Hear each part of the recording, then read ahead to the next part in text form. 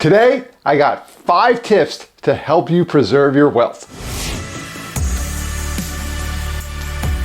I'm Bob DePasquale from Initiate Impact Virtual Family Offices, and did you know that by the second generation, 70% of family wealth is typically lost, and by the third generation, it goes up to 90%. Here's the 5 things. The first one, I'm going to go directly to another statistic, and that is that 60% of wealth is typically lost because of lack of communication. So the first tip is truly to communicate. Set time with the next generations and the people in your family to talk about the value of the wealth. What are you going to do with it? And it's not just financial wealth. Sometimes it's influence or other resources that you have.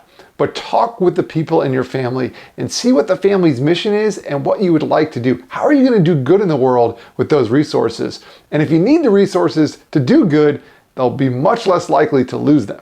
Moving on to the second tip, and this is all about discretionary purchases.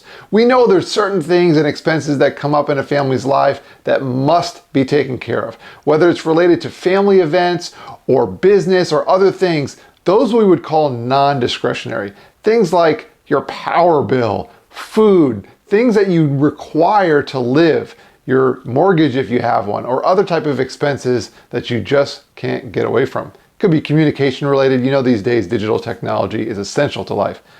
But what about those things that maybe you just don't need, like a luxury vacation purchase or a boat or a plane or something crazy that you want to have, and it could be great for you and enjoyment, but maybe you just don't need to spend the money on that. Those are discretionary purchases. And be careful with these. Don't make it a habit for you or the next generation. It can set a bad example. And then also, it just doesn't allow you to save as much and build that wealth over time.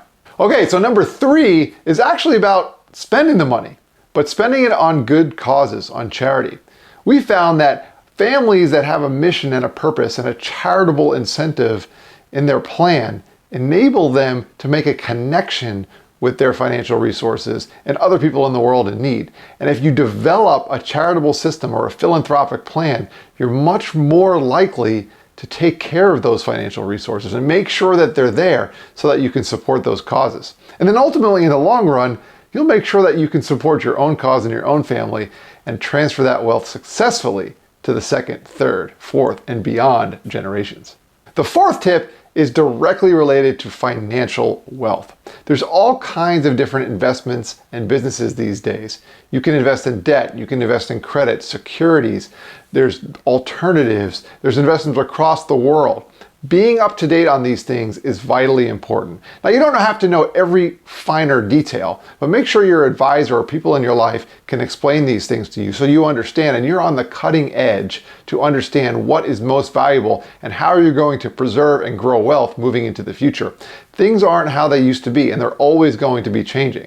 So this 4th step is very important as you grow and continue to be an innovative family in the marketplace. Number 5, referencing those professionals in your life again. There's some important things like tax considerations, the investments that we just mentioned, and legal practices. Those are all very important to have professionals in your life. And I'll also add that you want professionals that can help you with the emotions of having wealth and giving wealth and preparing the next generation for taking it on. There are professionals in the world that will help you with these emotional things. So it's not just about the numbers and the dollars and the values. Sometimes it's about the emotions and the psychology behind all of it. Well, whether you've built your wealth from scratch, you've inherited it, or some combination, which is typically what people experience, you must have a strategy for preserving it.